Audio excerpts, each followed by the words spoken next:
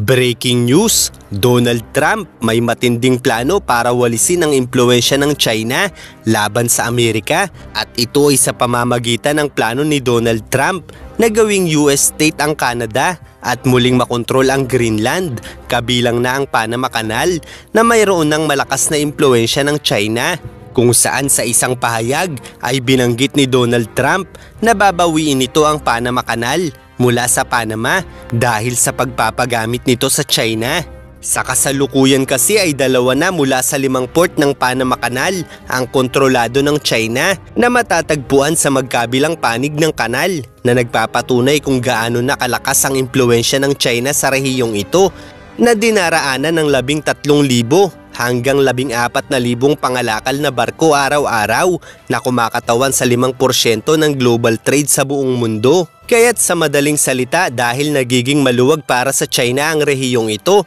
ay nagagawa nitong makipagkalakalan sa napakaraming bansa sa North at South America na nagbibigay daan sa China para malusutan ng mga sanctions at tarif mula sa Amerika. Kung saan sa pamamagitan ng mga bansa sa Latin America gaya ng Mexico, Honduras, Nicaragua at iba pa ay nagagawa ng China na mag-imbak ng kanilang produkto sa mga bansang ito kung saan ang mga bansang ito naman ang magbebenta sa US ng produkto ng mga Chino. Kaya't ang mga bansang ito gaya ng Mexico na may malaking papel sa pagpapakalat ng produkto ng China sa mga Amerikano ay pinaghahandaan na ni Donald Trump na patawan ng mas malaking taripa sa sandaling matapos na ang ikalawang panunumpa nito bilang Pangulo. Sa madaling salita, ang sinumang bansa na nakikipagtulungan sa China ay itinuturing ng kalaban ng administrasyon niya. Kaya naman ayon sa ilang netizens ay hindi umano talaga patas lumaban ng US. Subalit kung uunawain nating mabuti,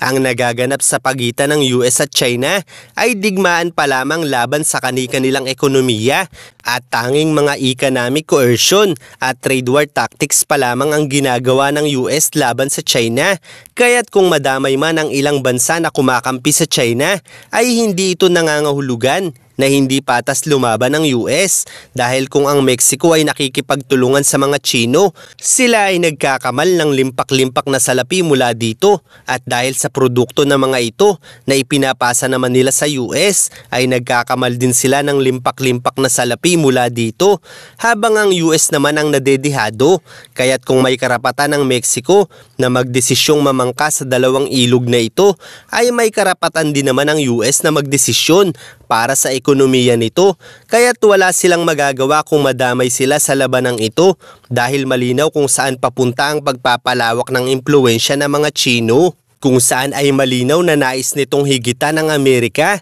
at kung magagawa ito ng China ay malinaw na mas lalaganap ang kaguluhan sa buong mundo dahil ang komunistang partido ng mga Chino ay literal na mga makabagong mananakop sa ating mundo. Kung saan kung mapapabagsak nila ang mga Amerikano ay maaaring magsimula ito ng digmaan para sa Taiwan para matupad na ang pangarap nila. Sa India na may malaking teritoryo din ito ang inaangkin nila. Sa Japan na bukod sa may pinagtatalunan silang isla ay napakalaki rin ang galit nila sa mga ito. Sa South Korea na nais makuha ng North Korea na suportado rin ng China. Sa South China Sea na napakaraming bansa sa Asya ang aalma at maging sa kabuuan ng North at South America upang matiyak na hindi na muling makababangon pa ang Amerika at sa Europa sa pamamagitan ng pakikipagtulungan nito sa Russia, sa Middle East sa pakikipagtulungan sa Iran at sa Africa na may napakalaking deposito ng mga mineral at produktong petrolyo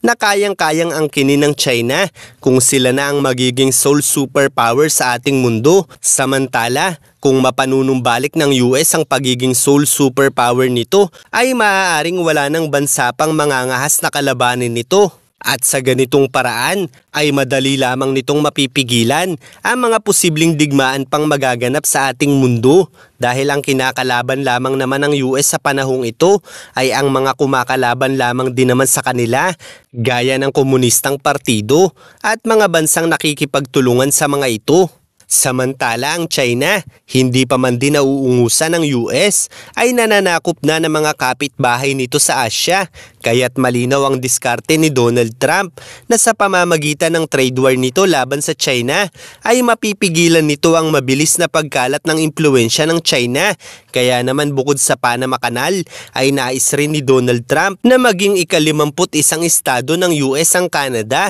Subalit hindi naman sa paraang sasalakayin nila ang Canada dahil ayon kay Donald Trump, ang Canada ay nagpapatuloy lamang dahil sa pagtangkilik ng US sa mga produkto nito, kahit pa ang bansang ito ay hindi tumatangkilik ng mas maraming produkto mula sa mga Amerikano. Ibig sabihin ay may karapatan ng US na huwag nang bumili ng mga produkto mula sa Canada. Lalo pa at ang mga produkto mula dito ay kaya nilang gawin sa Estados Unidos. Kaya't ang pagnanais ni Donald Trump na mapabilang ang Canada bilang estado ng union nila ay isang offer lamang at hindi isang pananakop dahil may karapatan ng US na tanggihan o patawan ng mataas na taripa ang Canada dahil ang pagbili nila ng produkto sa mga ito ay nagpapababa ng ekonomiya nila. Kaya't ang pagpipilian na lamang ng Canada ay sundin ang pulisiya ng US laban sa China dahil ang China ay may napakalakas na impluensya na rin sa bansang ito na kung hindi kayang walisin ng Canada ay maaaring mas madali itong wawalisin ng administrasyon ni Donald Trump kung ang Canada ay mapapabilang na bilang estado ng Unyon sa Amerika. Subalit kung nanaisin naman ng Canada na tuluyang pumanig sa China ay malaki ang tsansa na magiging probinsya lamang din sila ng China na dadagsain ng mga Chinese nationals na tuluyang kokontrol sa bansa nila. Samantala kung papayag sila sa iniaalok ng US ay mas magiging madali ang pakikipagkalakalan nila sa mas maraming bansa sa mundo